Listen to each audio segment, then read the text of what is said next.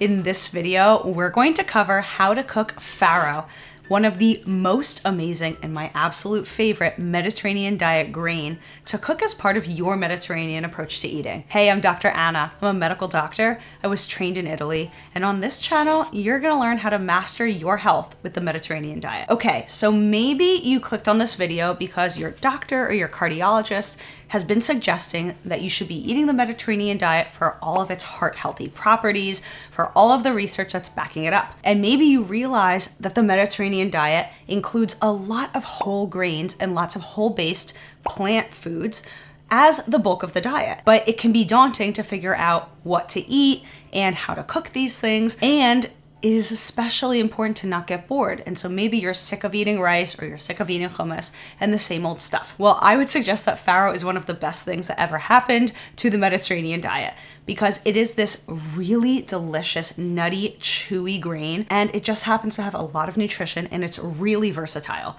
So think of it like a little bit more of a sturdy rice. In order for us to do this, we need a little bit of equipment that we should go over. What's the first thing you need? Well, in order to cook farro, you're going to basically be cooking it like you would a pasta. So we need to have a pot with a lid, and depending on the amount that you're going to cook, you might want to get a small, medium, or large pot.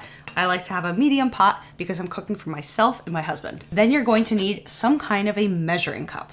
Now you could use a liquid measuring cup like I have to measure out the amount of farro that you want, or you could weigh it with a scale. It is much more typical in the European system to weigh things by the weight that they are in a recipe than it is to measure by volume. But here in the US, we like to do everything by volume.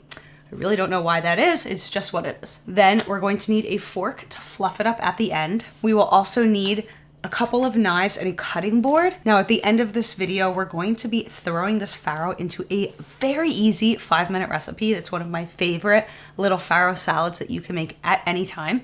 And in order to do that, we're going to need to chop a little bit of vegetables that are gonna go into that. So we have a knife, ideally 2 types of knives, a big cutting knife and a serrated knife to cut through the skin of tomatoes, and a cutting board. But we're gonna set that to the side for now because we won't need that until the end. By the way, if you need any of this cooking equipment or you're looking to expand the amount of cooking utensils and equipment that you have in your kitchen to better follow healthy eating, I have a few links in the description below to my favorite cooking tools that are my go-to when following not just the Mediterranean diet eating, but any healthy cooking. So you can check out those links if you're interested. Okay, now what are the ingredients that we need to cook farro? Well, like I mentioned before, we can cook farro kind of like we can cook a pasta. We're ultimately going to be boiling it in a bunch of water. So you need water that we're going to get. Then you need your farro itself. For this, you're gonna want some salt that you're gonna throw in, and then you can add some different flavorings to it. What I'm going to be using today is some dried herbs. I have dried oregano and dried rosemary, but you can add other spices. You can add fresh herbs if you'd like. Anything to bring out the nuttiness and the beautiful flavor and texture of farro, and then make it taste like whatever you like. Believe it or not, that's it. That's all you need. This is not difficult, and I know you're going to enjoy this. So let's get started. Okay, so we need to start by understanding what is the ratio of the water or the liquid to the farro. Now, I'm using water today, but you could use a broth, a vegetable broth. Maybe it's a chicken broth or a stock or some kind of a meat stock.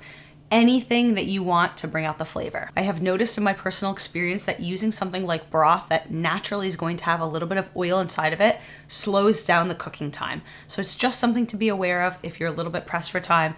For me, water has seemed to go faster than broth. Now, how much liquid do you need to use? Without a doubt, farro expands just like any other whole grain would because it's absorbing a lot of water during the cooking. So you need to have a minimum of a 2-to-1 ratio. But I like to cook farro kind of like I would a pasta, where I'm going to put way more water than I need, and I'm just going to boil it and taste test it to know when it's done. And then I'm going to strain off the rest of the water anyway. So I don't really bother with measuring the water as long as I have plenty of water in my pot. So I'm going to start by grabbing that water. Now I'm going to pour a lot of this liquid into my pot. I'm going to bring my water to a boil in the background. I'm gonna turn up that heat, add a bit of salt into the water to help make that boil faster.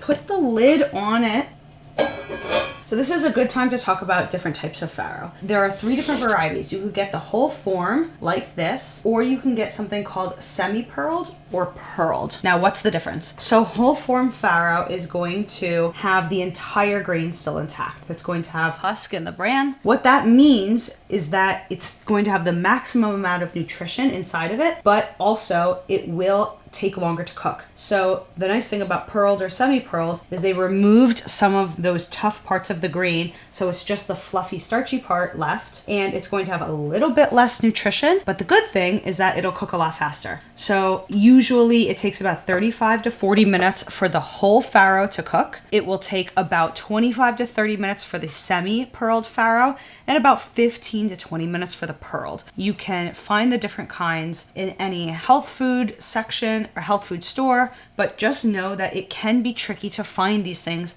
on the shelf in your local grocery store. And because of that, I have links in the description below for all 3 kinds of farro that you can actually buy online on Amazon. There's nothing wrong with buying things online. It is sometimes the most convenient and easy way to have access to healthy foods. So the other thing to know when it comes to farro is that naturally there's going to be a little bit of a white powdery coating on it that you can see if you look really carefully. We're going to want to rinse that off just because that could add a little bit of bitterness for some folks if we leave it on there. Plus, it is possible in the manufacturing with any whole grain that there's going to be a little bit of debris left over. So we want to make sure we're rinsing it off and we're starting fresh. So I'm going to be measuring the amount I want, and for this I'm going to cook 1 cup of farro. We get to eye level. Yep, that looks good. That is the amount that I want to have. See, 1 cup. I'm going to go rinse my farro at the sink. I'll be back. Now, a little bit of a bonus tip. If you really like that nutty, rich flavor in any of your grains, what you can do is actually toast the dry farro first. But in order to do this, you want to rinse it off, pat it dry with a paper towel, and then you can put it at the bottom of your pot before you start boiling any water.